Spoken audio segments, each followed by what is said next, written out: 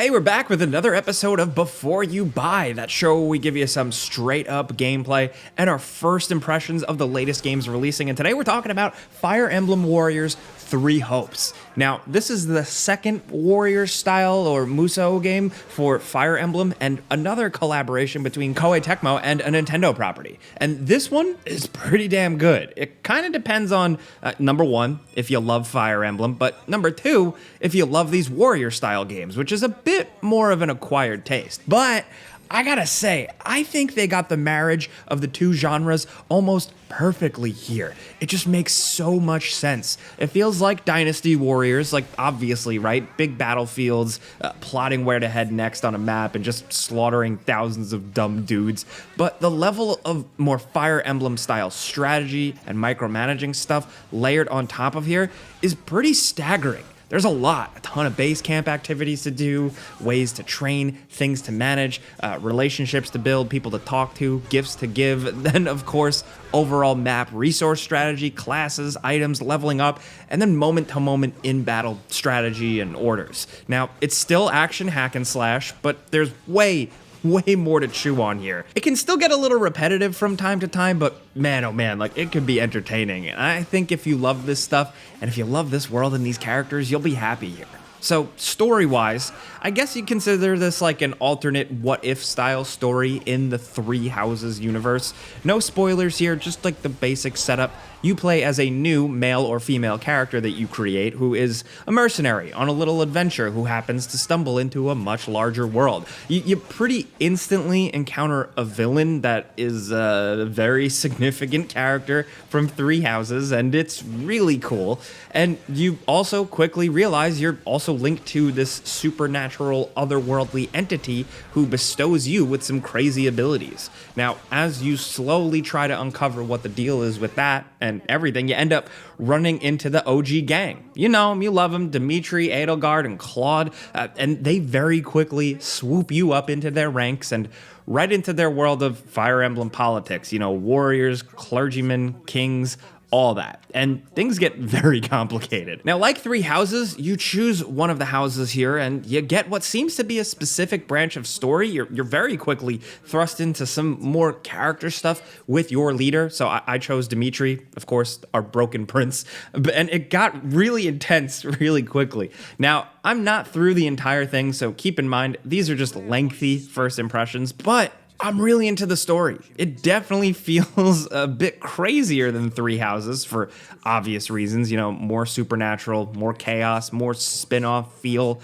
But that's what makes it kind of cool, to see this world and these characters in a slightly different situation with some different rules and just room for things to get crazier. It may feel a little bit less personal at times. You know, the character stakes maybe not always as strong, but I still say there are some strong moments. And you can still pursue and build these friendships and learn a little bit more about characters, at least. The story stuff is very subjective. You know, I like Three Houses, but I'm not a diehard. I know some people are ride or die for it, so you might love it way more than me, or you might have some very particular nuanced issues that I can't pick up on. I will say it's not always paced super well. You know, the prologue is long and it feels like there are endless tutorial messages, but stick with it. Once chapter 4 hits and you're set out on your own a bit more, it really picks up. I don't know how well the pacing is overall, but yeah. Gameplay-wise, as you can see here, it can look to the average person like mindless, endless, repetitive hack and slashing, but it feels really satisfying, man. The abilities at your disposal, the amount at your fingertips, using items, linking with other characters, working with other special characters right on the battlefield, and finally unleashing some of those special abilities, it really feels satisfying for a long time. Something about clearing a screen of enemies. You know, I love the flair of a big explosive attack, cruising through a battlefield or a castle town, just capturing every point or killing a boss as your whole army is at the end of their rope. The situations might not always look thrilling on screen here to the casual person, but they are fun. The only thing is that the camera absolutely sucks. This is not a new thing for fans of this genre, but yeah. as you can probably see, it gets messy pretty often. The lock-on isn't great, and the camera sometimes just can't keep up with all your cool moves. And I guess I'll briefly touch too, visually, it's also not the hottest thing in the world. It's definitely working overtime. It doesn't have the greatest frame rate. It's not super sharp. It's not super detailed. But in terms of the actual characters and the music and the presentation, I think it makes up for it with that. A generous amount of voice acting, good cutscenes, and some visual flair do go a long way. That's one of my few complaints though. Anyway, the game is broken into a war map for each chapter, and each contains main quests and side quests. So yeah, the side quests might not always be as exciting, but there are so many reward incentives, so it might feel like a grind, but at least so far, it feels like some of the rewards are really worth it. Plus, surveying the map and clearing it out and getting each and every reward and strategy resource used right per chapter. Like, if you're a completionist,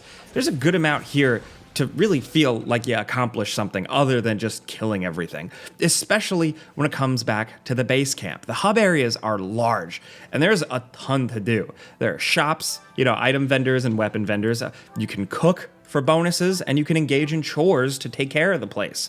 Polish the weapons, clean the horses, stuff like that. Now, doing that and choosing certain characters to do it with improves your relationships, as does certain choices in the game, giving gifts, conversation, and battlefield stuff. A lot of the house players are around, as well as some new faces, so there's a lot to dive in and just revisit some of these characters and walk around, hidden things to collect. You have a certain amount of daily ability points to spend around the base, so if you want to do a bonding activity or train, you need to choose wisely. Training is key because it can bulk level up a few characters, and there are a really generous amount of character classes and depth and abilities therein. Like, for the main character, I actually really enjoyed one of the first few provided, but swapping as other characters on the fly lets you easily test out some other approaches, and then you can go from there in terms of leveling up.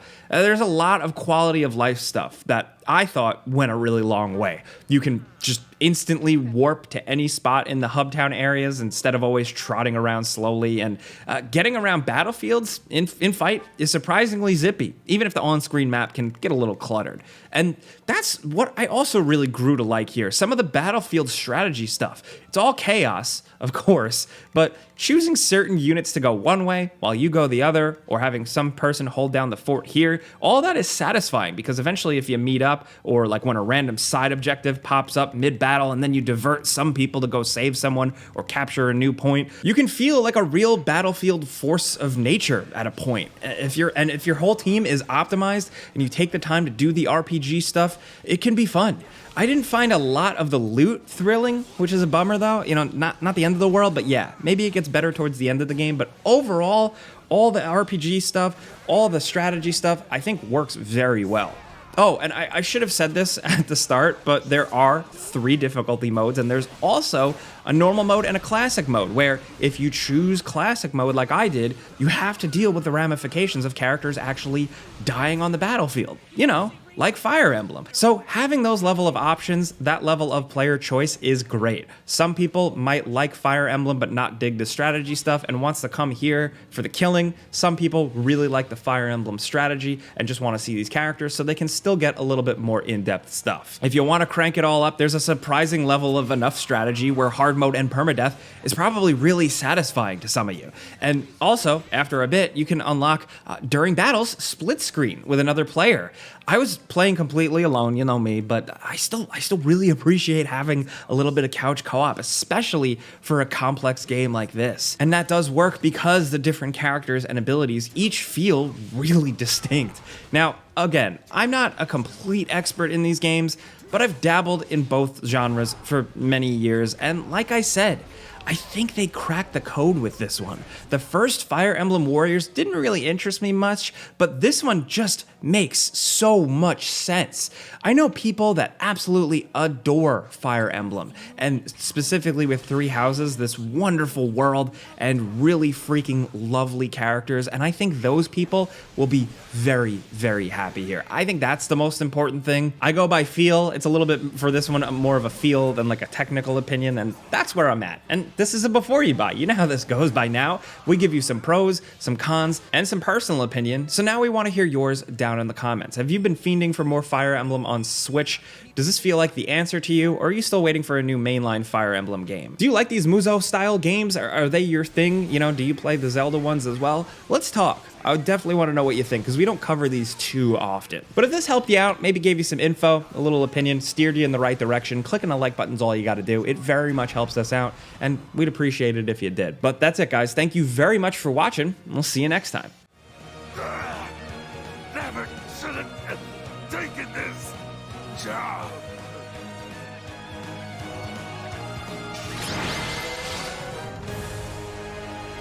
Is it over?